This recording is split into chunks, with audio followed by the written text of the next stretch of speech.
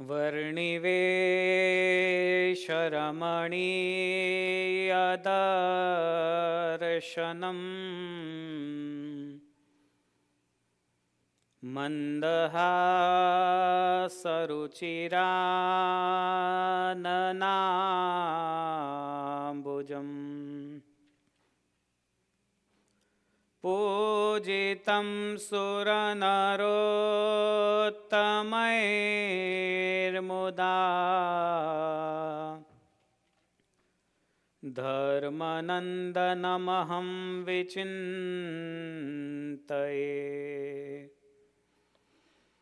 ઓમ અવતારિણે શ્રી સ્વામિનારાયણાય નમો નમઃ. ઓમ શ્રી હરિકૃષ્ણાય નમો નમઃ. ઓમ શ્રી પૂર્ણપુરુષોત્તમાય નમો નમઃ. ઓમ શ્રી સહજાનંદ સ્વામિને નમો નમઃ. મંગળમૂર્તિ મહાપ્રભુ શ્રી સહજાનંદ સુખરૂપ ભક્તિ ધર્મ સુત શ્રી હરિ સમરુ સદાયનુપ પરમ કૃપાળુ છો તમે શ્રી કૃષ્ણ સર્વાધીશ. પ્રથમ તમને પ્રણમો નમો વારંવાર હું શીશ.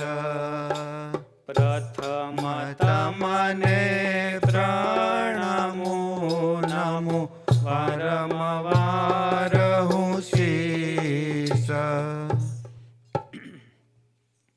બોલો સ્વામિનારાયણ ભગવાન કી જય. શ્રી હરિકૃષ્ણ મહારાજની જય. શ્રી લક્ષ્મીનારાયણ દેવની જય. શ્રી રાધા કૃષ્ણ દેવની જય. શ્રી સિયાવર રામચંદ્ર ભગવાનની જય. શ્રી સિદ્ધેશ્વર મહાદેવની જય. શ્રી વિઘ્ન વિનાયક દેવ કી જય. શ્રી કષ્ટભંજન દેવ કી જય. સર્વોચ્ચ તીર્થક્ષેત્ર શ્રી વડતાલ ધામની આ શિકાગો ખાતેની શાખા, એમાં સૌ ભક્તોના સંકલ્પોને પૂર્ણ કરતા એવા સંકલ્પ સિદ્ધ શ્રી હરિકૃષ્ણ મહારાજ, લક્ષ્મીનારાયણ દેવ, રાધાકૃષ્ણ દેવ, સીતારામજી, વિઘ્ન વિનાયક દેવ, કષ્ટભંજન દેવ આદિ ભગવત સ્વરૂપોના ચરણોમાં નતમસ્તક થઈને વંદન કરીએ. આજની આ દિવ્ય સભામાં ઉપસ્થિત શાસ્ત્રી મુક્ત પ્રકાશદાસજી સ્વામી, આપ ભગવાન શ્રી હરિને હૃદયમાં ધારણ કરીને રહેલા સૌ હરિભક્તો, સૌને જય સ્વામિનારાયણ. અવાજ તો ઓછો આવ્યો. ધનુર્માસમાં નાસ્તો બરાબર કર્યો ને સવારે? જય સ્વામિનારાયણ.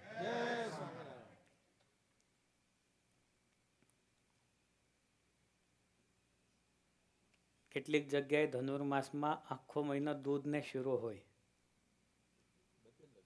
લગભગ બધે જ હોય. અમેરિકામાં દરરોજ ના હોય ને ધર્માદો, એટલે પછી દૂધ અને શીરો આખો મહિનો બરાબર બધા જમે. અને મકર સંક્રાંતિ આવે ને ત્યારે બ્લડ ડોનેશન કેમ્પ રાખે. એટલે કોઈને જો થાય ને કે કોલેસ્ટ્રોલ વધી ગયો હોય તો એ પાછું. પણ સરસ આપણો ધનુર્માસ ખૂબ આનંદથી ચાલી રહ્યો છે. સવારમાં કેટલા બધા નાસ્તા લઈને હરિભક્તો આવે, જુદા જુદા પોતાના ભાવથી બનાવેલા પદાર્થો એ ભગવાનને અર્પણ કરે અને ભગવાન એ જમે છે. આવો મજાનો ધનુર્માસ. એમાં વળી બીજું એક કાર્ય એટલે કે અનાદિ મૂળ અક્ષર બ્રહ્મ સદગુરુવર્ય શ્રી ગોપાળાનંદ સ્વામી એમના પરચા પ્રકરણની કથા. બહુ જ દિવ્ય બધા પરચાઓ છે. એક એક પરચા સાંભળીને કેટલાય હરિભક્તોને એવી પ્રતીતિ થાય કે ખરેખર જો ગુરુદેવ ગોપાળાનંદ સ્વામી સંપ્રદાયમાં ન હોત તો સંપ્રદાય અધૂરો લાગત. એવા અનેક દિવ્ય ચરિત્રોનું વર્ણન આ ગ્રંથમાં ખાસ કરીને 142માં પ્રકરણમાં કરેલું છે. એની કથા જ્યારે આપણે સાંભળતા હોઈએ ત્યારે સદગુરુ નિષ્કુળાનંદ સ્વામી લખે છે, તે તો જાણે છે લોક પ્રસિદ્ધ, કહે આ તો મહા મોટા સિદ્ધ.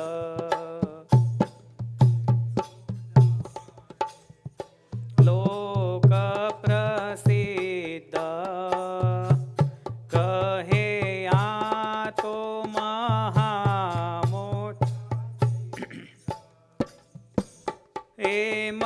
જને મન જારે જાણ્યો, તેવા સમામાં વર્ષા તે તાણ્યો.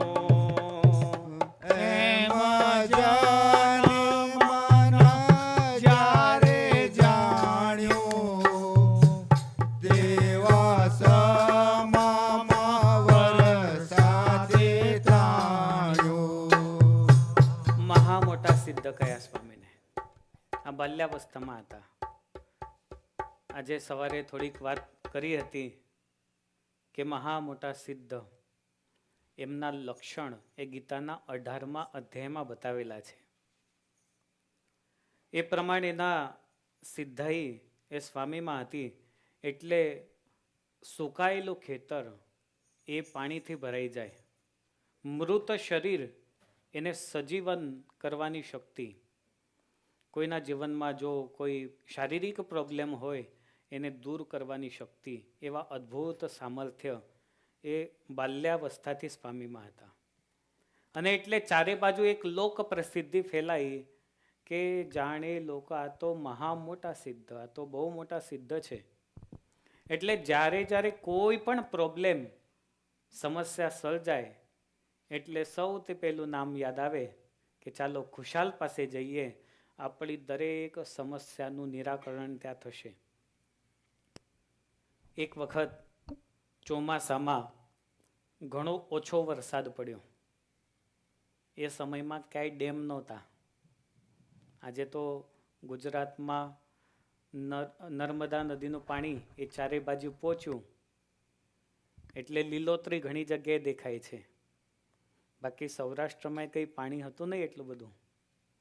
એ તો બધા સૂકા પ્રદેશ કહેવાય. પાણી વરસાદનું સારું થાય તો સિઝન સારી જાય, નહીં તો દુષ્કાળની પરિસ્થિતિ સર્જાય એવા દિવસો.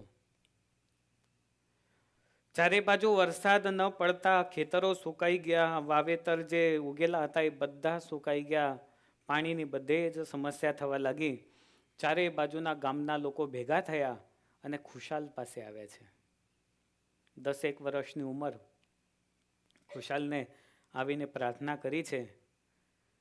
ત્યારે સરવે આવી લાગ્યા પાય, કહે કરો રોષ્ટે દુઃખ જાય.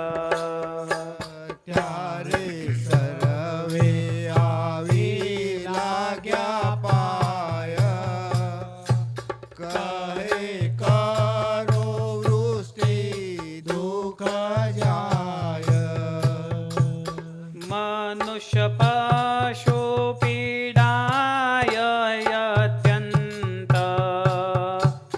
આવ્યા અરજે અમે પીડાવંત મનુષ્ય પીડાય અત્યંત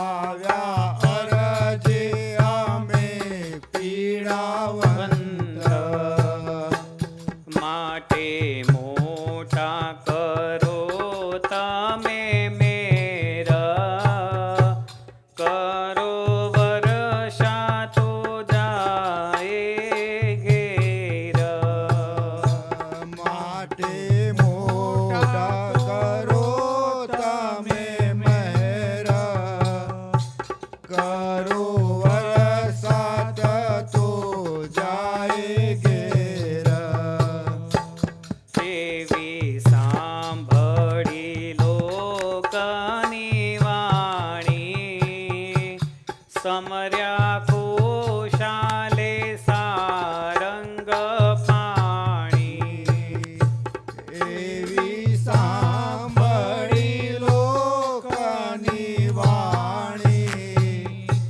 સમર્યા ખુશાલે સારંગ પાણી બધા પીડાયેલા જનો આવ્યા સ્વામી ખુશાલ પાસે, બંને હાથ જોડીને પ્રાર્થના કરી છે. બહુ સમસ્યા છે પાણી સિવાય. અમારા ઘરમાં પીવા માટે પાણી નથી. પશુઓ પીડાય છે.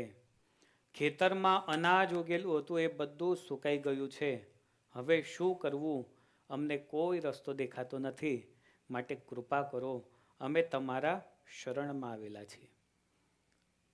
તમે જો કૃપા કરો તો વૃષ્ટિનું જે દુઃખ છે એ અમારું મટે. બધા જ પીડાય છે. અને જ્યારે પીડા થાય ને ત્યારે જેની પાસે આપણે પોતાની પીડા કહીએ ત્યાંથી આપણને એક આત્મવિશ્વાસ જાગે કે હા, અહીંથી મારી પીડાનું સોલ્યુશન થશે. એટલે સ્વામીને શું કહ્યું? માટે મોટા કરો તમે મેર. તમે મોટા સિદ્ધ છો, તમારી પાસે મોટો પ્રતાપ છે. માટે તમે એવી કંઈક કૃપા કરો કે વરસાદ આવે. કરો વરસાદ તો જાય ઘેર. તમે જો વરસાદ કરો ને તો હવે ઘરે જઈને કામ છે, નહીં તો બીજું કંઈ કામ વધેલું નથી. અને ખરેખર જેના ઉપર આ પીડા આવે ને એને ખબર પડે. અનાજ સિવાય પેટ ખાલી હોય તો કંઈ ના થાય. એવું કહેવાય છે કે આ પેટના અર્થે બધું થાય, બાકી કંઈ ના થાય. આપણે જે વર્ક કરીએ એ શેના માટે કરીએ? પેટ માટે કરીએ છીએ. પેટ ભરાય એટલા માટે કરીએ. જો અનાજ જ ન પાકે તો?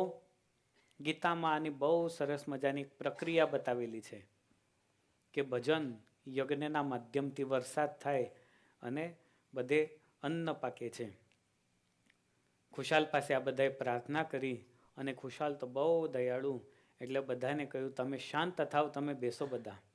બધાને પોતાની પાસે બેસાડ્યા છે. એવી સાંભળી લોકની વાણી સમર્યા ખુશાલે સારંગ પાણી. અને વખતે ખુશાલે કહ્યું કે સારંગ પાણી એટલે કે ભગવાનનું સ્મરણ કરીએ. સારંગ પાણી એટલે ભગવાનનું એક નામ છે.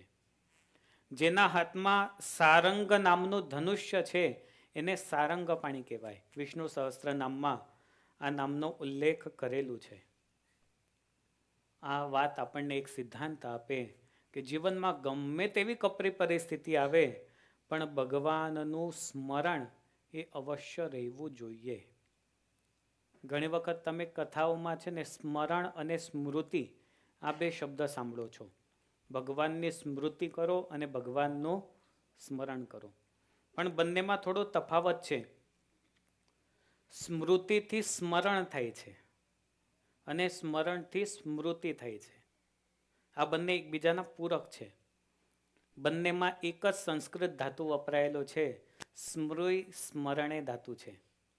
એનાથી સ્મૃતિ શબ્દ પણ બને છે અને સ્મરણ શબ્દ પણ બને છે. સ્મરણ શબ્દ ત્યારે બને જ્યારે એને લ્યુટ પ્રત્યે લાગે, એટલે સ્મર અને છેલ્લે લ્યોટમાંથી ન બને એટલે સ્મરણ શબ્દ બને છે. અને સ્મૃતિ એક તીન ભાવે છે એવો એક ફોર્મ્યુલા છે, એનાથી સ્મૃતિ શબ્દ બને છે. પરંતુ બંનેમાં માયનો તફાવત છે, જેમ ઈર્ષ્યા અને મત્સરમાં તફાવત હોય એવું. સ્મરણ એટલે કે સાધનામાં જ્યારે સાધક હોય ત્યારે સાધ્યાવસ્થાને પ્રાપ્ત કરવા માટેની થતી સાધના. આ બધા શબ્દો છે ને બહુ પકડવા અઘરા છે. એક એક શબ્દ જો પકડાઈ જાય તો વાંધો ના આવે. સાધના અવસ્થાની અંદર જે થાય એનું નામ છે સ્મરણ, અને જે સાધના કરી હોય એનું ફળ એટલે સ્મૃતિ. અખંડ સ્મૃતિનું વચનામૃત પેલું છે, પણ અખંડ સ્મૃતિ એ સિદ્ધ ત્યારે થાય કે જ્યારે સ્મરણ કરવાનો અભ્યાસ રહે ત્યારે. એટલે આ રીતે સમર્યા ખુશાલેંગ સારંગ પાણી ભગવાનનું સ્મરણ કર્યું છે. આગળ સ્વામી લખે છે, કરે સ્તવન મનન દયાળ આવ્યો વરસાત ત્યાં તત્કાળ. કરે સ્તવન મનના દયાળ આવ્યો વરસાદ ત્યાં તત્કાળ. ઉઠો ત્રણ દાના લગી તે કાળા ઉનાળા જેવામાં મેહ. લૂંટો ત્રણ દાના લગી તે કાળા ઉનાળા જેવામાં મેહ. કરે સ્તવન મનના દયાળ એટલે સ્મરણ કર્યું, મનના દયાળ એટલે ખુશાલ ભટ્ટ માટે આ શબ્દ વપરાયેલો છે. અને જ્યારે મનથી સ્મરણ કર્યું અને ત્યાં વરસાદ વરસવાનો પ્રારંભ થયો છે, આવ્યો વરસાદ ત્યાં તત્કાળ. પણ એના પહેલા મનના દયાળ એવો શબ્દ લખ્યો, એની અંદર મન શબ્દનો સંબંધ એ તો ખુશાલ સાથે તો છે જ, પણ મનનો સંબંધ સ્મૃતિ સ્મરણ સાથે પણ છે. મનથી સંબંધ સ્થાપ્યો એવું પણ થાય. અને આવ્યો વરસાદ કેવો? અણધાર્યો વરસાદ, અચાનક વરસાદ. અને ઉઠો ત્રણ દન લગી તે ત્રણ દિવસ સુધી એ વરસાદ પડ્યો છે. અચાનક આકાશમાં જોયું તો વાદળા, ગાજવીજ થવા લાગી, કડાકા થવા લાગ્યા અને મુશળધાર વરસાદ વરસવાની શરૂઆત થઈ છે. 3 દિવસ સુધી આ વરસાદ પડ્યો, તળાવો ભરાઈ ગયા. અને આ દિવસ 3 દિવસ જે વરસાદ પડ્યો એની તિથિઓ પણ લખાઈ. 29 સપ્ટેમ્બરથી 1 ઓક્ટોબર સુધી આ વરસાદ પડ્યો. 3 દિવસ સુધી અણધાર્યો અચાનક આવેલો વરસાદ 3 દિવસ સુધી. તમને એક પ્રશ્ન કદાચ થવો જોઈએ કે વરસાદ કેવી રીતે થાય? સાયન્સમાં અત્યારે બતાવે છે, સમુદ્રનું પાણી બાષ્પીભવન થાય, આકાશમાં જાય, પછી વાદળા બને, પછી ઠંડા પડે એટલે પાણી થઈને નીચે આવે. કદાચ કોઈ જગ્યાએ વરસાદ ના આવતો હોય તો અત્યારે સાયન્ટિફિકલી વરસાદ પણ વરસવાની પ્રક્રિયા ચાલતી હોય છે. એ નાઇટ્રોજન ઇત્યાદિ બધા વાયુઓ કરીને આકાશમાં એના ફુગા છોડે, એ ગેસ ત્યાં લીક થાય, પછી વાદળા બનાવે અને એ જ પછી નીચે આવે છે. પણ એ કેટલું સક્સેસ જાય કશું નક્કી ના હોય. પણ કોઈ સિદ્ધ યોગી એમની પાસે જો કોઈ દુખ્યો જાય ને કે વરસાદ વરસાવો ને એ તરત વરસાદ વરસાવે તો આ પ્રક્રિયા કેવી રીતે બને છે? બાષ્પીભવનથી બને કે કેવી રીતે બને? એનું શાસ્ત્રીય પ્રમાણે એવું મળે કે સિદ્ધ યોગી કે સિદ્ધ મહાપુરુષ એના હૃદયનું કનેક્શન સીધું પ્રકૃતિ સાથે જોડાયેલું છે. અને એટલે પ્રમાણ આપ્યું, યસ્ય મનઃ શુદ્ધમ તસ્ય વાક સિદ્ધા. જેનું મન અતિશય શુદ્ધ છે એની વાણી પણ અતિશય પવિત્ર અને સિદ્ધ કરનારી છે. જેમ કે વર્ણિરાજ પાસે સિંહ બેઠા તો એમને કંઈ ના કર્યું. ગઈકાલે અખંડાનંદ સ્વામીની વાત કરી હતી, 4 વાઘ આવ્યા પણ એ તો એમને એમ જતા રહ્યા. તો મનનો જેવો ભાવ હોય એ મૂક પ્રાણીઓ પણ સમજી શકતા હોય, કારણ કે પ્રકૃતિ સાથેનું એટેચમેન્ટ થયેલું હોય.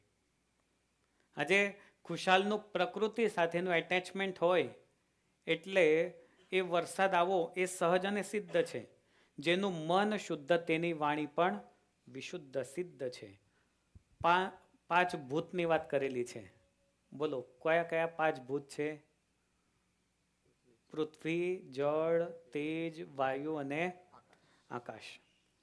આ પંચભૂત ઉપર એવા સિદ્ધ પુરુષોનું સામંજસ્ય થયેલું હોય અને ત્યારે વરસાદ થાય.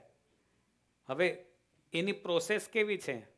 તો સૌથી પહેલા જ્યારે સિદ્ધ મહાપુરુષ એ પોતાના મનમાં સંકલ્પ કરે અને એના સંકલ્પથી વાયુનું સંચાલન થાય. આજે તમે સાયન્ટિફિકલી વરસાદની પ્રોસેસ જોશો તો કેટલાક કાર્બોઇડ કે નાઇટ્રોજન જેવા વાયુઓ એને છોડવામાં, એટલે વાયુને મિક્સ કરવા પડે. એને મિસાઇલમાં અથવા મોટા ફુગાઓમાં ભરવામાં આવે અહીંથી જ, અને પછી ઉપર છોડવામાં આવે ત્યારે પ્રોસેસ થાય. તો સિદ્ધના સંકલ્પથી વાયુનું સંચાલન થાય છે. એને પ્લસ આકાશમાં વાદળાઓ સર્જાય છે અને છેલ્લે જળ તત્વની સક્રિયતા થાય એટલે જ સંત વચનથી વરસાદનું પ્રાગટ્ય થાય. આ રીતે શાસ્ત્રીય સિદ્ધો જે વરસાદ વરસાવતા હોય એ પ્રમાણેની વિધિ હોય છે. આ પ્રમાણે તો ખુશાલ ભટ્ટે અનેક વખત વરસાદ વરસાવેલો છે. એમના ચરિત્રો તમે વાંચશો તો કેટલાય દિન દુખિયા ગયા હોય, વરસાદથી પીડાતા હોય અને એમને વરસાદ વરસાવ્યો હોય. આ રીતે વરસાદ વરસ્યો અને પછી હરિભક્તો જે આવેલા હતા એટલા બધા પ્રસન્ન થયા છે. સ્વામી આગળ લખે છે, લોક આવી લાગ્યા પછી પાય, કહે ધન્ય ધન્ય દ્વિજરાય. લોક આવી લાગ્યા પછી પાય, ધન્ય ધન્ય ધન્ય દ્વિજરાય. તમ જેવો નહીં જગમાય, તમારે છે સહજાનંદ સહાય. તમ જેવો નહીં જગમાય, તમારે સહજાનંદ સહાય. લોક આવી લાગ્યા પછી પાયો. હવે 3 દિવસ સુધી કોઈ ઘરે ગયા જ નહીં, એટલો વરસાદ પડ્યો. ત્યાં જ રહ્યા. પછી તો વરસાદ બંધ થયો, બધા આવીને ખુશાલને પગે લાગ્યા છે, વંદન કર્યા છે. કહે ધન્ય ધન્ય દ્વિજરાય. તમે તો તમારે તો કેટલા ઉપકાર માનીએ, કેટલા ધન્યવાદ આપીએ ઓછા છે. એવા તમે પવિત્ર ભૂદેવ બ્રાહ્મણ છો. તમ જેવો નહીં જગમાય, તમારા જેવું જગમાં કોઈ પણ નથી. એનું કારણ શું? તમારે છે સહજાનંદ સહાય. તમને તો ભગવાનની સહાય છે, ભગવાન તમારી સાથે જોડાયેલા છે એટલે તમે બોલો એવું સિદ્ધ થાય. એટલે અમારા કાર્યો બધા સિદ્ધ થાય છે. બાળપણથી જ આવા અનેક દિવ્ય પરચાઓ ખુશાલના સૌને અનુભવાયા છે. તોરડામાં જે ગયા હોય એમને ખબર હશે, બાજુમાં શામળાજી ભગવાનનું મંદિર છે. કોઈ ગયા છો શામળાજી? દર્શન કર્યા છે શામળાજીના? કેવું સરસ મજાનું મંદિર છે. પૌરાણિક મંદિર છે, 1000 વર્ષ કરતાં પણ જૂનું મંદિર છે. એની તિથિ આપી વિક્રમ સંવત 1839 આસો સુદ પૂનમના દિવસે, શુક્રવારનો દિવસ હતો. સવારનો સમય, પ્રાતઃકાળનો સમય શુક્રવારે, માતા કુશળબા એમને ઘરની સામે નવેડીમાં કેટલાક ઘરેણા દેખાયા. એમાં પગના ઝાંઝર હતા, કુંડળ હતા, ઇત્યાદિ ઘરેણાં બધા દેખાયા. હવે અચાનક આવા સોનાના ઘરેણાં જોયા, વિચાર કર્યો કે આ કોના હશે, ક્યાંથી આવ્યા હશે. પૂછ્યું. હવે ખુશાલના પિતાશ્રી કહે છે કે આ તો ખબર નહીં કોના છે, આપણે સોનીને બતાવીએ. ઘરની બાજુમાં ખાતરા સોનીની દુકાન હતી. એટલે ત્યાં ગયા અને કહ્યું કે ભાઈ આ ઘરેણાં જુઓ, ક્યાંથી આવેલા હશે, તમને કઈ અંદાજ છે? સોનાની પરખ તો ઝવેરીને જલ્દી ખબર પડે કે ક્યાંથી મારી પાસેથી લીધું છે કે ક્યાંથી, એ તરત એ ઓળખી જાય. ખાતરા સોની કહે છે આ તો શામળાજી ભગવાનના ઘરેણાં છે, તમારી પાસે ક્યાંથી આવ્યા? પછી કહ્યું છે કે આને તમે પટારામાં સાચવીને મૂકી રાખો, આ તો ભગવાનના છે. ખુશાલને પૂછ્યું કે બેટા આ ઘરેણાં આપણા ત્યાં ક્યાંથી આવ્યા? ખુશાલ કહે છે મારા મિત્ર શામળાજી મારી સાથે રમવા માટે આવે છે, તો એ ભૂલી ગયા હશે કદાચ. આ બાજુ ઈડરમાં શામળાજીનું મંદિર છે, ત્યાં સવાર સવારમાં ચોરી થઈ એવો હોબાળો મચી ગયો. ચારે બાજુ બૂમાબૂમ થઈ ગઈ, ઘરેણાં ચોરાયા. અને છેલ્લે આક્ષેપ કોના પર આવે? પૂજારી લઈ ગયો ઘરેણાં. એટલે પૂજારી ઉપર આક્ષેપ આવ્યો કે પૂજારી ઘરેણાં લઈ ગયા. પૂજારી કે એમાં મેં કઈ ઘરેણાં લીધા? પણ ભગવાન કહે છે કે આ પૂજારીનો કઈ વાંક નથી ને આ બધા પૂજારીને હેરાન કરે છે. ભગવાને આકાશવાણી કરી અને કહ્યું કે આમાં પૂજારીનો કાંઈ પણ વાંક છે નહીં. તોરડામાં શામળાજી ભગવાન રમવા ગયા હતા ખુશાલ સાથે. હવે થયું કેવું કે પૂજારી એને કંઈક કામ હશે એટલે સવારે વહેલા આવી ગયા, અને સવારે જેવી ઘંટડી વગાડી એટલે ભગવાનને તરત જાગવાનું થયું. અને ઉતાવળા પગલે પડદો ખોલવાનો થાય, દ્વાર ખોલ્યા એના પહેલા હું પણ ત્યાંથી નીકળી ગયો, રમવા ગયો તો ખુશાલ સાથે. એટલે ઘરેણાં ત્યાં પડ્યા રહ્યા અને હું પાછો અહીંયા આવી ગયો. બીજી વસ્તુ એ કીધી કે રસ્તામાં ઉતાવળે આવતા મારી ઉપરની અને શાલ એક ઝાડમાં ભરાઈ ગઈ છે, એ પણ પાછા લેતા આવજો. બોલો, છે ને આ કળિયુગની વાતો છે. બધી આ દિવ્ય વાતો છે ને ત્યાં લખાઈ પણ છે. દુનિયાનું કોઈ પણ કંઈ પણ કે પણ આ બધી વાતો સત્ય છે. પૂજારી એમને સવારે વહેલા થોડાક આવ્યા, ભગવાનને દોડતા આવવું પડ્યું. તમારા ઘરમાં બધાને ત્યાં સિંહાસન છે, તમે થાળ ધરાવો, બરાબર? આમાંથી થાળ કેટલા ધરાવે ભગવાનને દોરો છો? સરસ.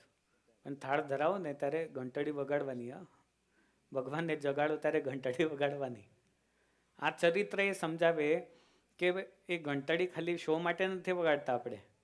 હમણાં અમે ત્યાં ભાઈને ત્યાં ગયા હતા, એને ઇલેક્ટ્રિક ઘંટડી લાવ્યા છે. બોલો, વગાડવાની જરૂર નહીં, સ્વિચ પાડો એટલે ઇલેક્ટ્રિક ઘંટડી વાગે. નવું આવતું જાય. પછી એ ઘંટડી જ્યારે વગાડો ને ત્યારે ભગવાનને મેસેજ મળે કે હા મારો ભક્ત મને આ ક્રિયા માટે જગાડે છે. એટલે તરત જ ભગવાન પણ ત્યાં પાછા આવી જતા હોય. તો આ પ્રમાણે શામળાજી ભગવાને તો કહ્યું.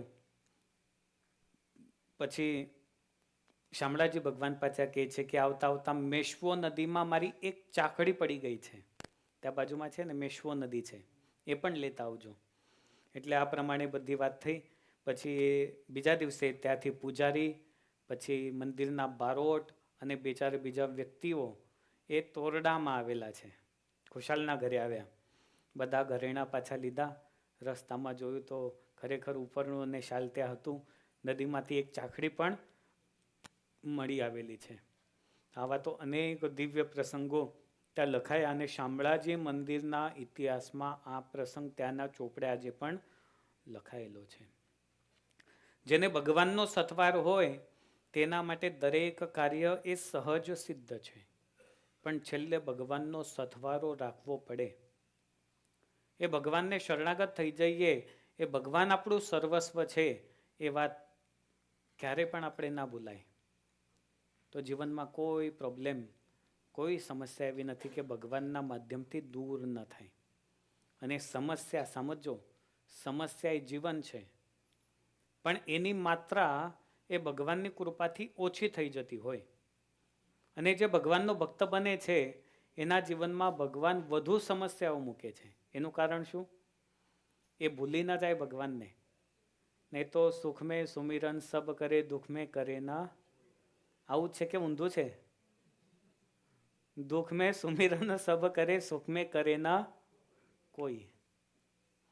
દુઃખ પડે એટલે ભગવાન ભગવાન ભગવાન થાય, પણ સુખ આવે એટલે પાછા દુઃખ આવે એટલે પાછા ભગવાન આવી જાય.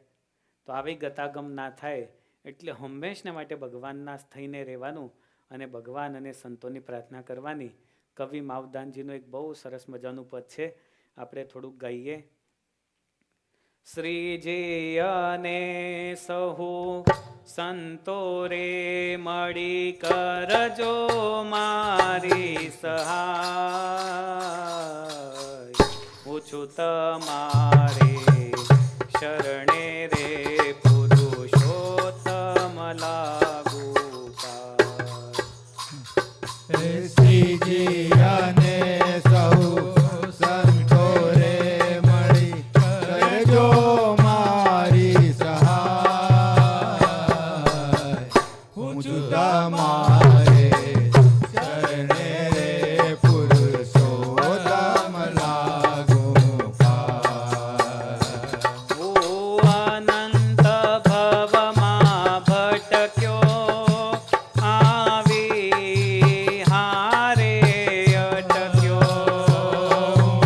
અનંત ભવમાં ભટક્યો, આવી ભટક્યો. ખરી રીતે રાખી ખટકો, છોગાડા કરજો છૂટકો રે પુરુષોત્તમ લાગુ પાય. શ્રીજી અને સૌ સંતો રે મળી કરજો મારી સહાય, પૂછું તમારે શરણે રે પુરુષોત્તમ લાગુ પાય. નથી ગયો હું ગંગા કાશી, એથી અંતર નથી રે ઉદાસી. નથી ગયો હું ગંગા કાશી, તેથી અંતર નથી રે ઉદાસી. નખી અક્ષરધામ નિવાસી, મેં ઓળખ્યા રે અવિનાશી રે પુરુષોત્તમ લાગુ પાય. શ્રીજી અને સહુ સંતો રે મળી કરજો મારી સહાય, પૂછું તમારે શરણે રે પુરુષોત્તમ લાગુ પાય. ઓ મુને મળ્યા સજાનંદ સ્વામી, ભાંગી જન્મો જન્મની ખામી. મુને મળ્યા સજાનંદ સ્વામી, ભાંગી જન્મો જન્મની ખામી. ઓ નારાયણ છો બહુ નામી, ઉગારો અંતર જામી રે પુરુષોત્તમ લાગુ પાય. સંતો રે મળી કરજો મારી સહાય, પૂછું તમારે શરણે રે પુરુષોત્તમ લાગુ પાય. ઓ પ્રભુ પૂરણ પ્રજાળી પાપો, સ્થિર અક્ષરધામે તાપો. પ્રભુ પૂરણ પ્રજાળી પાપો, સ્થિર અક્ષરધામે સ્થાપો. અમને અક્ષય સુખ આપો, કવિ માવ આપો પુરુષોત્તમ લાગુ પાય. અને સહુ સંતો રે મળી કરજો મારી સહાય. હું છું તમારે શરણે રે પુરુષોત્તમ લાગુ પાય. શ્રીજી અને સહુ સંતો રે મળી કરજો મારી સહાય. હું છું તમારે શરણે રે પુરુષોત્તમ લાગુ પાય. શ્રીજી અને સહુ સંતો રે મળી કરજો મારી સહાય.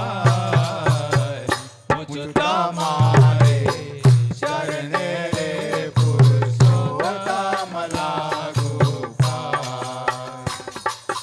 આ પદની અંદર બહુ સરસ વર્ણન કરેલું છે.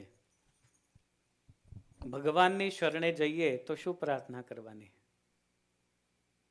આ ભૌતિક જગતની વાતો તો આપણે કહીએ કે આ કરી દેજો, પેલું કરી દેજો, એ સહજ અને સ્વાભાવિક છે. પણ એની સાથે સાથે એવી પણ પ્રાર્થના કરવાની કે હે મહારાજ, હે સંતો, મારા પર કૃપા કરો, મને છેલ્લે બસ એક ભગવાનનું ધામ મળે એવા તમે આશીર્વાદ આપો. આ સૌથી મોટી એક પ્રાર્થના છે. શા માટે ભગવાનના અક્ષરધામની પ્રાર્થના? એટલા માટે ભગવાનના ધામની પ્રાર્થના થાય. ધામમાં ત્યારે જવા મળે જ્યારે બધું જ હોવા છતાં પણ એમાં જળ કમળવત નિર્લેપ રહેતા હોય ત્યારે. કોઈ વાસનામાં ન બંધાય, ભૌતિક આધ્યાત્મિક ક્રિયાઓ કરીને છેલ્લે ભગવાન ધામમાં તેડી જાય. અને એટલે ભગવાનના ધામમાં જવાની પ્રાર્થના દરરોજ કરવાની. અને ત્યારે સિદ્ધ થાય કે જ્યારે ભગવાનનો સથવારો આપણે પ્રાપ્ત કર્યો હોય ત્યારે. આ જીવન મળ્યું છે તો એક નક્કી કરી લેવાનું કે હવે તો બસ ભગવાનના ધામમાં જવું છે. જ્યારે પણ આવે ત્યારે મહારાજ મને તેડવા માટે આવે અને એવો સથવારો મહારાજનો એ જીવનના આગળના બધા જ રસ્તાઓને ધીમે ધીમે ધીમે ખોલી દેતા હોય. એટલે તમે જોજો કેટલાક જે ભગવાનની સાથે પૂર્ણતઃ જોડાઈ ગયા હોય ને, એ બહુ પ્રફુલ્લિત હશે, તેજસ્વી હશે. અને દરેક વાત એ ભગવાન સાથે જોડી દીધી હોય પછી એને જીવનમાં કોઈ લેવા દેવા કોઈની સાથે રહેતા નથી. આજે ખુશાલની સ્થિતિ આવી છે. તમારે છે સહજાનંદ સહાય. અને એટલે જે થાય એ બધું જ સિદ્ધ થાય છે. આગળના પ્રસંગોમાં કહ્યું કે વર્ણિરાજ સાથે 1793ની સાલમાં 21 મેના દિવસે બદ્રીનાથમાં મિલન થયું વર્ણિરાજ સાથે. આ દરમિયાન તેમને નારદશિલા, વરાહશિલા યાત્રામાં આવ્યા હતા. એમને કોઈને નારદશિલા હવે યાદ તો નહીં હોય. યાદ છે વિનોદભાઈ? ક્યાં હતી નારદશિલા? એ તો ભીમશિલા હતી. બોલો રજનીભાઈ, બીજું કોણ? કિરીટ દાદા? નારદશિલા બદ્રીનાથમાં છે. તમે હતા? પછી વરાહશિલા છે. આ બધે જ્યાં ખુશાલ તીર્થયાત્રા કરે છે ને એના સ્થાનો બતાવ્યા છે. નારદશિલા, વરાહશિલા, પછી કેદારેશ્વર. ખાસ કરીને છે ને નારદ, આ બ્રહ્મખપાલ, પછી નારસિંહ શિલા. આ કઈ જગ્યાએ છે? આ પણ બદ્રીનાથમાં છે. પણ નારસિંહ શિલા છે ને એ થોડું ઉપર જવાનું છે. એટલે ત્યાં 2 કિલોમીટર જેવું ટ્રેકિંગ કરવું પડે. ત્યાં નથી પાલખીઓ જતી, નથી હેલિકોપ્ટર જતું. એટલે આપણું કોઈનું કામ હતું નહીં. આપણે નીચેથી જ એને પગે લાગી લેતા હતા. ચરણ પાદુકા કહેવાય છે એ સ્થાનને, કે જ્યાં વર્ણિરાજ ગયા હતા, જ્યાંથી આગળ નીકળ્યા હતા. કેદારનાથ બાજુનો રસ્તો છે ત્યાંથી. પછી મુચકુંદ ગુફા, કે જે જગ્યાએ એકાદશીની ઉત્પત્તિ થઈ ત્યાં. વ્યાસ ગુફા, આ ક્યાં આવી? વ્યાસ ગુફા ક્યાં આવી? યાદ નહીં? બદ્રીનાથમાં નહોતા ગયા કેવરભાઈ? વ્યાસ ગુફા ક્યાં છે? શું બદ્રીનાથમાં? માના ગામમાં છે. હા, એટલે એ બદ્રીનાથ જ થયું. એની બાજુમાં કઈ ગુફા છે? ગણેશ ગુફા. પછી કાલી મઠ છે. બોલો, પ્રશ્નના ઉત્તર આપવાનું. પછી જોશી મઠ છે. આ બધે સ્વામી ગયા છે. હા, જોશી મઠ આપણે ત્યાં પણ. પછી સત્યથ સરોવર, ઉર્વશી કુંડ, આદિક તીર્થોની યાત્રા કરી છે. પછી પાછા ખુશાલ કાશીમાં આવ્યા. આ બધું ફરીને વર્ણિરાજ સાથે મિલન થયું. આ બધી યાત્રા કરી પાછા નીચે ક્યાં આવ્યા? કાશીમાં. હવે આપણે પાછા આવી જાવ કથામાં. પછી કાશીમાં આવીને વિદ્યાભ્યાસ કર્યો છે પાછો. કેટલા વર્ષ વિદ્યાભ્યાસ કર્યો? તો 28 નવેમ્બર 1795 સુધી ત્યાં ખુશાલે અભ્યાસ કરેલો છે. પછી અભ્યાસ પૂર્ણ કરીને પછી કાશીથી જ પાછો તીર્થયાત્રાનો પ્રારંભ કર્યો. હવે કઈ બાજુ ગયા? તો જગન્નાથપુરી ગયા છે. પછી ત્યાંથી પન્ન નરસિંહ ગયા છે, સાક્ષી ગોપાલ ગયા છે, પક્ષી તીર્થ ગયા છે, તિરુપતિ બાલાજી ગયા છે, શિવકાંચી, વિષ્ણુકાંચી, રામેશ્વર, હરિદ્વાર આવ્યા પાછા. આ રામેશ્વર કઈ બાજુ ને હરિદ્વાર ક્યાં પાછું? એટલે પાછા નીચેથી ઉપર આવ્યા. પાછા ત્યાંથી બદ્રીનાથમાં આવ્યા અને ત્યાંથી પાછા શિવકાંચી આવ્યા. બોલો, નીચેથી ઉપર ગયા, ઉપરથી પાછા નીચે આવ્યા. ત્યાંથી રામેશ્વર આવ્યા અને રામેશ્વરમાં તો ઘણા બધા વર્ષો સુધી ત્યાં નિવાસ કરેલો છે. એવું કહેવાય કે 2 થી 3 વર્ષ સુધી કુશાલ ભટ્ટે ત્યાં નિવાસ કરેલો છે રામેશ્વરમાં. પછી માક્ષર સુદ બીજ સંવત 1856 રામેશ્વરથી પાછા તોરડા આવ્યા. એટલે ટોટલ 4 થી 5 વર્ષની એમની યાત્રા થઈ. આ વિદ્યાભ્યાસ પછીની અને એના પહેલાની જુદી. એટલે 6 વર્ષ જેવી તીર્થયાત્રા એ ખુશાલ ભટ્ટે પણ કરેલી છે. પછી કાશીમાં અનેક પદવીઓ એમને પ્રાપ્ત કરી. વેદ વેદાંત પારંગત અને વેદાંત કેસરી ઇત્યાદિક પદવીઓ એમને પ્રાપ્ત કરી છે. સ્વામીની પદવીની વિશેષતાઓ એ હતી કે વેદાંત કેસરી આ જે ડિગ્રી છે ક્યારે પ્રાપ્ત થાય? આ બહુ સહજ નથી. આજે વેદાંત અને વ્યાકરણાચાર્ય કહેવાય કે જેને માસ્ટરેટ ઇન સંસ્કૃત કરેલું હોય એને કહેવાય. પણ વેદાંતના જેટલા ભાગ છે, જેમ કે વિશિષ્ટાદ્વૈત વેદાંત એ આપણો વેદાંત છે. પછી દ્વૈતાદ્વૈત, શુદ્ધાદ્વૈત, અદ્વૈત, આ બધા વેદાંતનો અભ્યાસ કરે અને એના ઉપર વિશિષ્ટાદ્વૈત મતનું પ્રસ્થાપન કરે એને વેદાંત કેસરી ડિગ્રી મળતી હોય એવી ડિગ્રી એ સ્વામી પાસે હતી. હવે એ સમયના અરસામાં તોરડાની અંદર ખુશાલના પિતાશ્રી મોતીરામ તેઓ પણ પાઠશાળા ચલાવતા. પાઠશાળા એટલે જેની અંદર સંસ્કૃત ગ્રંથોનો અભ્યાસ કરાવવામાં આવે. એની અંદર કેટલા વિદ્યાર્થી હતા? 60 વિદ્યાર્થી હતા. બધા ઋષિકુમાર એટલે ભૂદેવોના દીકરાઓ બધા. એ શું ભણતા ત્યાં? વ્યાકરણ, જ્યોતિષ, વેદ, વેદાંત, ન્યાય, કર્મકાંડ, આ બધા જ અભ્યાસ ત્યાં થતા. અને હવે સદગુરુ નિષ્કુળાનંદ સ્વામી એમની કલમ લખે છે, માન્યો પરચો મનુષ્ય મળી, વળી વાત બીજે લ્યો સાંભળી.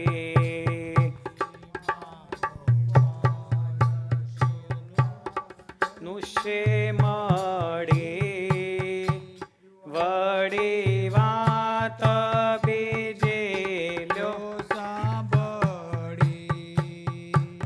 પોતે પંડ્યા થઈ માંડી નિશાળ, આવ્યા ત્યાં ભણવાના ના બાળ. પોતે પાંડ્યા થઈ માંડી નિશાળ, આવ્યા ત્યાં ભણવા નાના બાળ. 29 નવેમ્બર ઈસવીસન 1799 થી પાઠશાળાનો કાર્યભાર એ ખુશાલ ભટ્ટે સંભાળી લીધો. એટલે સ્વામી શું લખ્યું? પોતે પંડ્યા થઈ માંડી નિશાળો. એ પોતે પંડ્યા થયા એટલે આચાર્ય થયા અને આખી પાઠશાળાને સંભાળવા લાગ્યા છે. 60 વિદ્યાર્થીઓ હતા, પ્રભાવશાળી હતા. સ્વામી ખુશાલ, તેઓનો પ્રભાવ તો અપ્રતિમ હતો.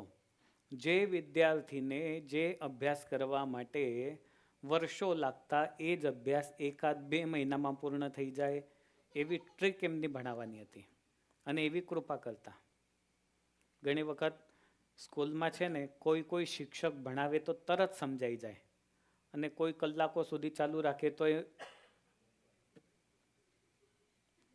ખબર ના પડે. એનું કારણ શું છે?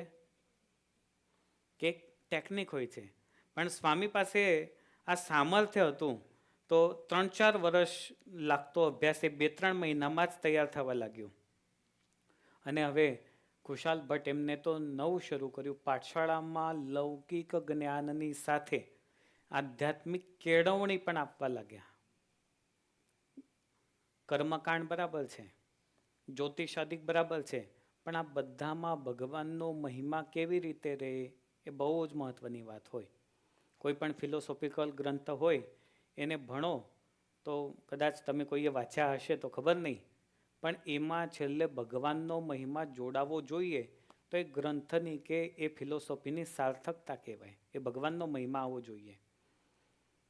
બાકી ફિલોસોફિકલ ગ્રંથોમાં સપ્ત પદાર્થઃ એવું કહી દેવામાં આવે ને તો એના ઉપર બહુ મોટી ફિલોસોફી થાય ન્યાયશાસ્ત્રમાં કે 7 જ કેમ કયા, 8 કેમ ન કયા. પણ 7 હોય તો 7 કે, પણ 8 કે એવાથી શું વાંધો હતો? બીજાએ તો 8 કીધા, 7 જ કેમ કીધા? એવી ઘણી બધી ફિલોસોફી થતી હોય. 24 પદાર્થોની વાત આવે, દ્રવ્ય, અદ્રવ્ય, જડ, અજડ, ધર્મભૂત જ્ઞાન, નિત્ય વિભૂતિ, દિવ્ય વિભૂતિ, એવા બધા તત્વોના જ્ઞાન આવતા હોય. પણ આ બધાની સાથે છેલ્લે ભગવત તત્વ, પરમાત્મા તત્વ જોડાઈ જાય તો જ્ઞાન અલૌકિક બની જાય છે.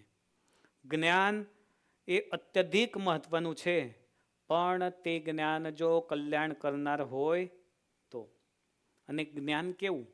તો એની પરિભાષા શ્રી કૃષ્ણ ભગવાને ગીતામાં કહી, મત્તઃ પરતરમ નાન્યત કિંચિદસ્તિ ધનંજય. હે અર્જુન, મારાથી શ્રેષ્ઠ એવું કોઈ તત્વ છે જ નહીં. પણ કેવી રીતે શ્રેષ્ઠ પોતાને કયા? મયી સર્વમિદમ પ્રોતમ સૂત્રે મણિગણા ઇવ. માળા બધા પાસે હોય? કોઈ માળા બતાવો આમ, ચાલો હાથમાં લઈને. હવે તમને પ્રશ્ન પૂછું કે દોરામાં માળા મણકા છે કે મણકામાં દોરો છે? બોલો માસ્તરજી, શું કેવું છે તમારું? દોરામાં મણકા છે તો મણકા દોરામાં નથી? દોરો મણકામાં નથી? હવે જો 108 મણકા મૂકી દો ને દોરો બહાર રાખો તો એક સાથે બંધાઈ રહે છે. સૂત્રે મણિ ગણાઈવ. એક આધાર રૂપ એ ભગવાન છે. એનાથી જુદા જુદા મણકાઓ, એટલા બધા જુદા જુદા લોક છે ને, એ બધા ભગવાનથી જોડાયેલા છે. સૂત્રે મણિ ગણાઈવ મત્તઃ પરતરમ નાન્યત કિંચિદસ્તિ ધનંજય. હે પાર્થ, હે અર્જુન, આ બધું મારા આધારે રહેલું છે. આનો કરતલ ધરતલ બીજો કોઈ નથી. આ બધાનો આધાર હું એકમાત્ર છું. એ કોણ છે? ભગવાન છે. અને ભગવાન આધાર જો હોય તો આધેય બધી વસ્તુઓ એ ભગવાનના આધારે જ રહેલી છે. જીવનમાં આધાર સિવાય કોઈ પણ વસ્તુનું સંતુલન રહેતું નથી. આ પૃથ્વી તમે કહો આકાશમાં તરે છે, પણ એનો આધાર કરનાર પણ કંઈક તો છે. બીજા ગ્રહો તરે છે પણ એનો આધાર પણ છે. જો એમને મૂકી દીધા હોય તો એ તો પડી જાય. તમને વિચાર થતો હશે આ પૃથ્વી ગોલ ગોલ ગોલ ગોલ ફરે છે, પણ કોઈ દિવસ એવું થયું કે CS ટાવર ઉપર ચડ્યા હતા અને નીચે પડી ગયા, પૃથ્વી ઊંધી થઈ? તો આ ભગવાને કેવું બેલેન્સ બનાવ્યું છે. થોડું પણ ફીલ થતું નથી. પૃથ્વી ફરે છે તો પણ ફીલ થતું નથી. કેમ? એનો આધાર કોણ કરે છે? એ ભગવાન કરે છે. એટલે સૂત્રે મણિ ગણાઈવ, એ ભગવાન એક એમનો આધાર છે. આગળ કયું? તદ્બુદ્ધયસ્તદાત્માન તન્નિષ્ઠા તત્પરાયણાહ. આગળનો જે શ્લોક છે ને એ 7મા અધ્યાયમાં કયો. હવે પાંચમા અધ્યાયમાં આ વાત કરી. તદ્બુદ્ધયસ્તદાત્માનસ્તન્નિષ્ઠાસ્તત્પરાયણાઃ ગચ્છન્ત્ય પુનરાવૃત્તિમ જ્ઞાન નિર્ધૂત કલ્મષાઃ. જ્ઞાનની મહત્તા બતાવી, પણ કલ્યાણવાળું જ્ઞાન એની મહત્તા છે. અર્થાત જ્યારે મનુષ્યની બુદ્ધિ, મન, શ્રદ્ધા તથા આશ્રય સર્વથા ભગવાનમાં સ્થિર થઈ જાય છે, ત્યારે તે પૂર્ણ જ્ઞાન દ્વારા સંશયોથી વિમુક્ત થઈને મુક્તિના માર્ગે આગળ વધે છે. એના સંશય જો કદાચ હોય તો એ દૂર થઈ જાય, મુક્તિના પંથે શ્રેષ્ઠ વિશુદ્ધ થઈને આગળ વધે છે. પ્રશ્ન પાછું નિર્માણ થાય, કર્મ કે કર્મ ફળનું શું થાય? મુક્તિના માર્ગે તો ચાલે, પણ જો કોઈ ભૂંડા કર્મ કર્યા હોય તો એનું શું થાય? જેમ કે અર્થાત જોબનપગી છે, તો જોબનપગીના પહેલાના કાર્યો કેવા હતા અને ભગવાનના આશ્રિત થયા પછીના કાર્યો કેવા હતા? તો પહેલાના કર્મોનું શું થયું? એનું કર્મ ફળ એને ક્યારે કેવી રીતે મળશે? પછી તો સારા કર્મ કર્યા, પણ ખરાબ કર્મોનું ફળ તો કર્મ ફળ જે મળવા, કર્મ નથી બળતા, કર્મ ફળ બળીને ભસ્મ થઈ જાય છે. તે માટે કહ્યું અધ્યાય 4 યથૈ ધાનસી સમિદ્ધોગ્નિર ભસ્મસાત કુરુતે અર્જુન જ્ઞાનાગ્નિ સર્વ કર્માણી ભસ્મસાત કુરુતે તથા. લાકડા બાળ્યા છે, લાકડા તમે અગ્નિમાં નાખો તો શું થાય? બળી જાય. એ શું થાય? પછી એની રાખ થઈ જાય. જે રીતે ભળભળતા અગ્નિમાં લાકડું તમે મૂકો અને ભસ્મ થઈ જાય, એવી જ રીતે જ્ઞાન રૂપી દિવ્ય જ્ઞાનમાં ભૌતિક કર્મના સર્વ ફળોને બળીને ભસ્મ કરી દે એવી શક્તિ રહેલી છે. પણ અત્યારનું જે સાંપ્રત નોલેજ જ્ઞાન છે ને, એ ફક્ત ધન ઉપાર્જિત કરનારું છે. મેડિકલનું કદાચ કોઈ ભણે, એનાથી નોકરી મળે ને પૈસા મળે, પણ આ ભણ્યા પછી શું ભગવાન સુધી જવાય છે કે ભગવાનથી દૂર જવાય છે? કદાચ દૂર જવાની શક્યતાઓ વધારે રહેલી છે, કારણ કે અત્યારનું જ્ઞાન એ ધનોપાર્જિત છે. અને એટલા માટે એનાથી શાંતિ પણ નથી, એનાથી અધ્યાત્મ પણ નથી. એટલે નિષ્કુળાનંદ સ્વામી સાર સિદ્ધિમાં કે જ્ઞાન તો તેને ગણીએ જેને હરિમૂર્તિનું જ્ઞાન છે. જ્ઞાની તો તેને ગણીએ જેને હરિમૂર્તિનું જ્ઞાન છે, તે વિના બકવાદ બીજો એ જાણજો મોટું જાન છે. જ્ઞાની તો તેને જ ગણીએ કે જેને હરિમૂર્તિનું જ્ઞાન છે, તે વિના તો બીજો બકવાદ છે. સ્વામીની વાત તો જુઓ તમે. આ ક્યારે આવા શબ્દો આવે? જ્યારે એવું અંતરથી ફીલ કર્યું હોય ત્યારે એ જાણજો મોટું જાન છે. તો જ્ઞાન પ્રકાશિત કરવું એ સદગુરુના માધ્યમથી જ્ઞાન પ્રકાશિત થાય. તમને એક દ્રષ્ટાંત આપું લૌકિક. એક વ્યક્તિને બીડી પીવાનું વ્યસન હતું, અને બીડી પીવાનું કે તમાકુ ખાવાનું જેને વ્યસન હોય ને એને એના સિવાય ચાલે નહીં. એટલે પોતાની સાથે સૂતા ઉઠતા ખાતા પીતા બધી વખતે બીડી રાખે, તમાકુ રાખે. જેને હરિસ્મરણનું વ્યસન હોય એ સૂતા ઉઠતા બેસતા હંમેશને માટે ભગવત સ્મરણ કરતા હોય. અને બીડીનું વ્યસન એટલે રાત્રે તલપ લાગે ને તોય રાત્રે પણ પીવા માટે જાય. હવે એક દિવસ એવું થયું કે રાત્રે બીડી પીવી હતી, એટલે ઊંઘમાંથી જાગ્યો ભાઈ, બીડી તો લીધી પણ માચીસ મળી, માચીસમાં એક તીલી નહીં, માચીસ ખાલી થઈ ગઈ હતી. હવે માચીસ વગર એને હળગાવી કેમ? આને તો કે હવે ગમે તેમ કરીને મારે પીવી છે બીડી. એટલે બીડી લીધી, દૂર એક ફાનસ લગાડી લીધું હતું. ફાનસ જોયું છે? પેલા દીવા આવતા ને, એ ફાનસ લગાડેલું હતું. ફાનસ હાથમાં લીધું અને બાજુવાળાના ઘરમાં ગયો. એટલે ભાઈ ઉઠ, મારે બીડી પીવી છે, દીવા સળી આપને. પેલો કહે છે ભાઈ તારામાં કંઈ છે થોડું? તારી પાસે ફાનસ છે તો ફાનસમાં તું સળગાવી લે ને એને, દીવાસળીની ક્યાં જરૂર છે? આવું આપણું જ્ઞાનનું છે કે બીડીના તલપને લીધે ખ્યાલ એને રહ્યો નહીં. જ્ઞાન છે ને આપણી પાસે છે, હૃદયમાં આત્મામાં છે, પરંતુ એને બહાર લાવવા માટે સદગુરુની જરૂર તો પડે જ. સદગુરુ દેવાનંદ સ્વામીના શબ્દોમાં જોઈએ તો, તારા માથે નગારા વાગે મોત નહારે, તારા માથે નગારા વાગે મોત નહારે, નથી એક ઘડીનો નિરધાર તોય જાણ્યા નહીં જગદીશને રે. નથી એક ઘડીનો નિરાધાર તોય જાણ્યા નહીં જગદીશને એ મોટા મેલીને રાજ મરી ગયા રે. મોટા મેલીને રાજ મરી ગયા રે. જોને જાતા ન લાગે વાર તોય જાણ્યા નહીં જગદીશને રે. જોને જાતા ન લાગે વાર તોય જાણ્યા નહીં જગદીશને રે.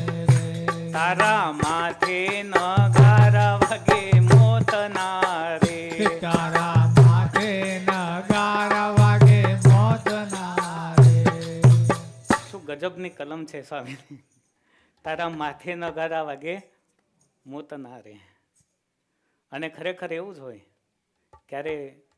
ક્યારે આવી બનશે કશું નક્કી નથી. એટલે હંમેશા નગારા વાગે છે પણ સંભળાય એને સંભળાય. અને એવું માની લે કે આ નગારા ક્યારના વાગે છે કશું નક્કી નહીં, ક્યારે આ નગારા બંધ થઈ જશે એ પણ નક્કી નહીં. માટે જગદીશને ભગવાનને હું ભજી લઉં તો મારું કાર્ય સિદ્ધ થાય. આ સાચું સિદ્ધ જ્ઞાન છે. ભગવાન લક્ષિક જે જ્ઞાન છે એ જો જાણી લેવાય તો ભગવાન સુધી પહોંચાય છે. મહાભારતનો એક પ્રસંગ તમને કહું કે દેવલ નામના એક ઋષિ હતા.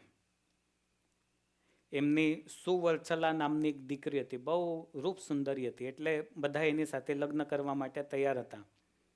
લગ્ન અવસ્થા થઈ.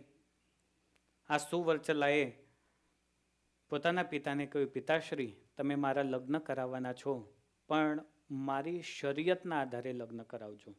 મારે જેવા તેવા સાથે પરણવું નથી. એના પિતાશ્રી કે બેટા તું કહીશ તે પ્રમાણે. બધા જ બ્રાહ્મણ કુમારોને અહીંયા બોલાવીશું, તું કે કઈ શર્યત રાખવી છે. અને એ વખતે સુવર્ચલાએ કહ્યું છે કે જે આંધળો હોય, સાંભળજો આ વાક્ય, જે આંધળો હોય અને દેખતો હોય. આંધળો જોઈ શકે પણ શું કીધું? જે અંધ હોય અને દેખતો પણ હોય તે જ મારો પતિ થાય. આ તો કેવી રીતે શક્ય છે?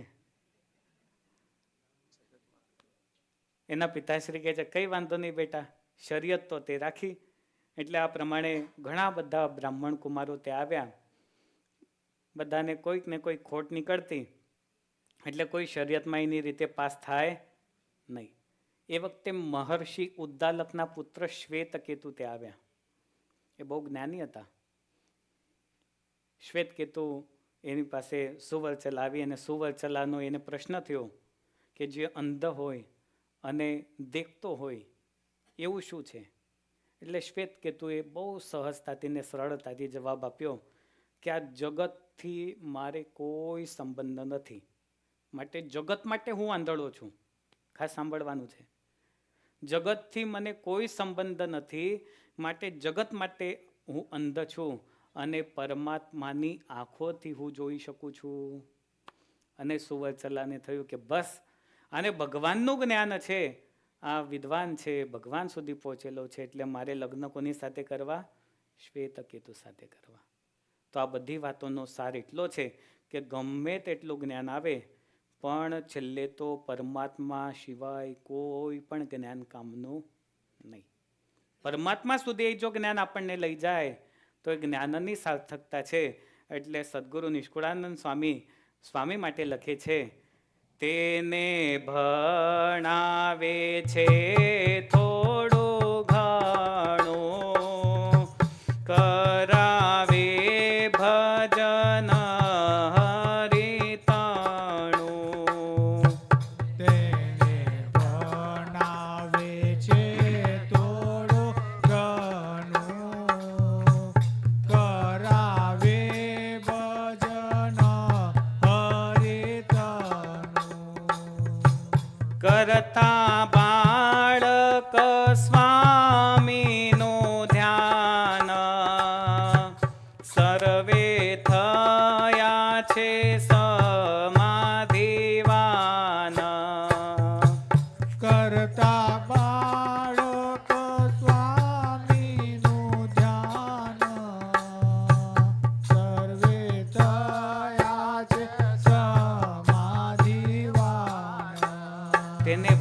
છે થોડું ઘણું કરાવે ભજન હરિતણું.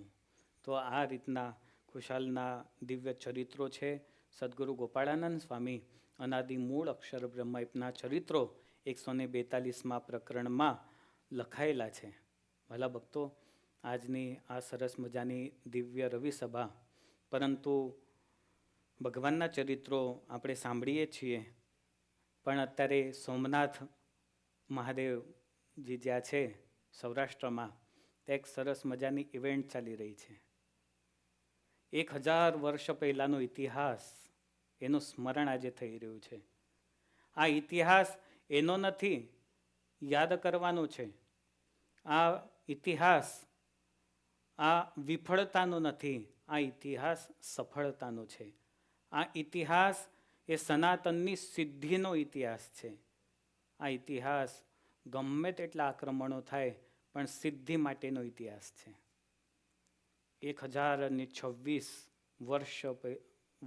વર્ષે એટલે 1000 વર્ષ પહેલા આક્રમણ કર્યા મોહમ્મદ ગજનીએ. પહેલું આક્રમણ, મંદિરને ધ્વસ્ત કર્યું. 17 વખત આક્રમણ કરેલા છે. અને છતાં પણ આજની તારીખમાં સોમનાથનું મંદિર અડીખમ છે, સ્વયંભૂ શિવલિંગ છે. એવું કહેવાય કે જ્યારે પણ આક્રમણ કરવા માટે આવતો ત્યારે શિવલિંગ પાછું જમીનમાં જતું ને પાછું ઉપર આવે. મંદિર તો તોડ્યું પણ આ સંસ્કૃતિને ભંગ ના કરી શક્યો. એવી આપણી સનાતન સંસ્કૃતિનું 12 શિવલિંગમાંનું પહેલું શિવલિંગ સૌરાષ્ટ્રે સોમનાથમ છે, એટલે સોમનાથનું સૌરાષ્ટ્રમાં આવેલું શિવલિંગ છે, સોમનાથ મહાદેવ છે. આજે ઇતિહાસને વાગોળવાનો સમય છે, સિદ્ધિનો ઇતિહાસ છે. આપણા માટે ખૂબ ગર્વની બાબત છે કે સરદાર વલ્લભભાઈ પટેલના માધ્યમથી ઈસવીસન 1951માં પુનશ્ચ મંદિરનું નિર્માણ થયું. પછી અહિલ્યાબાઈ હોળકર મરાઠી હતા, એમને પણ એ મંદિરનું નિર્માણ કાર્ય કરાવેલું છે. અને આજે ભારતના માનનીય વડાપ્રધાન શ્રી નરેન્દ્રભાઈ મોદી, એમને પણ આ મંદિર માટે ઘણું બધું કરેલું છે. સુવર્ણના શિખરો રચ્યા છે. તો ખરેખર આજે આપણે સોમનાથ મહાદેવને પણ સ્મરણ કરીએ, વંદન કરીએ, આપણા ઇતિહાસને વંદન કરીએ, આપણી સનાતન સંસ્કૃતિને વંદન કરીએ, અને જે કોઈના બલિદાન એની અંદર ગયા છે એ બધા માટે પણ આજે ભગવાનને આપણે યાદ કરીએ. આટલા શબ્દો સાથે આજની કથાને વિરામ. જય સ્વામિનારાયણ.